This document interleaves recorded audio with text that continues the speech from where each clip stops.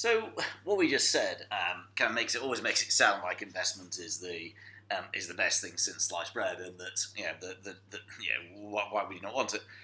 And there's an element of truth in that, and I think that most economic commentators would think that the UK doesn't invest enough as an economy, especially into kind of research and development, new technology. Not so much kind of old style manufacturing. That's not where the UK's comparative advantage lies. But it's pretty clear that that there are some downsides to investment. That it's not necessarily always great. And the most obvious one is that there is an opportunity cost. That if as an economy you have a finite amount of resources. I mean, you can show that most simply with some sort of production possibility frontier. If that's consumer goods and that's capital goods, then in order to invest more, then you're going to have to. If you're going to invest more, there is an opportunity cost. You're going to have to give up consumer goods. And since it's consumer goods that actually lead to high levels of living standards, it's kind of I don't generally think ooh what a fantastic machine. It's what that machine does for me by producing me a new phone or a film and so on. It's that actually you're sacrificing a high level of investment means you're sacrificing your short-term living standards. Sure, I mean what you're hoping is that in the long term. Let's suppose that's economy A and that's economy B. What you're hoping is that in the long term, where economy A has grown to kind of AA in production possibility frontiers, what you're hoping is that, and this is China's bet, which is paying off quite well, is that they will be at BB, and that therefore in the long run, you'll be able to have both more consumer goods and more capital goods than economy A. But in the short term, there is an opportunity cost. Living standards are being sacrificed. Because instead of making nice sofas, what you're doing is you're making equipment. So there's we only have a finite amount of resources. What we use them for affects living standards, and that's a particular problem. If we end up with some form of malinvestment. So you read stories, about, I mean, China particularly, you read these stories of ghost cities, where the pace of expansion has been so great, that there are, entire cities that nobody lives in. So you've used resources, and actually, it's a waste. When you think about the Olympics, generally speaking, that's a form of investment. But actually, if you look around the Olympic stadiums from venues over the last 20 or 30 years, for the most part, a lot of these facilities are unused. So you're sacrificing short-term living standards, and you're not really gaining a whole heap in exchange in the long term.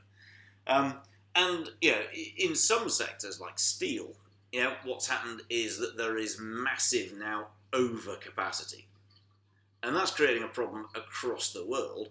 And there's just simply too much steel, and that's actually wiping out jobs in lots and lots of different sectors. Thirdly, there is obviously a risk of short-run job losses as well. And how long the short run is an interesting question. Short-run job losses, I mean, obviously there are jobs created in the process of investing, and we talked about that before in construction and engineering. But the consequence of this investment, obviously, as we said earlier, is that businesses become more efficient.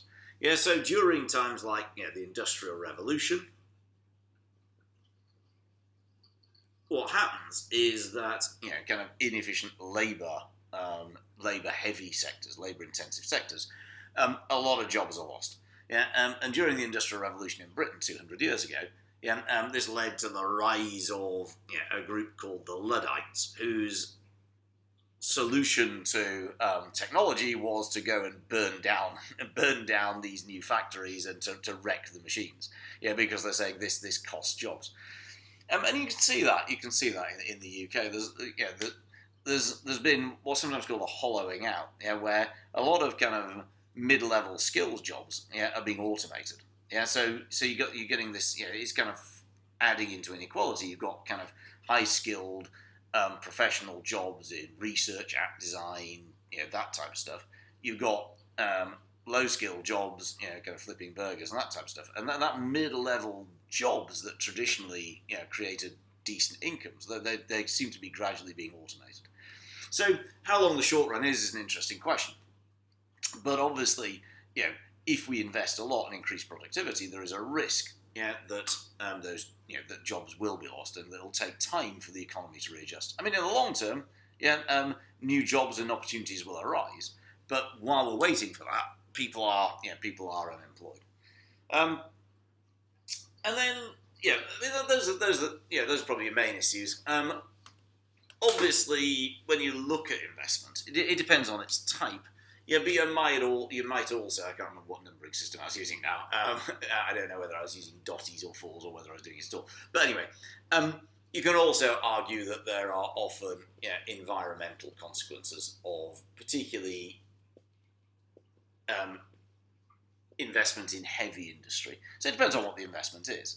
Yeah, but often, if you're talking about kind of extraction of minerals or power generation, then there may well be kind of externalities and so on and so forth.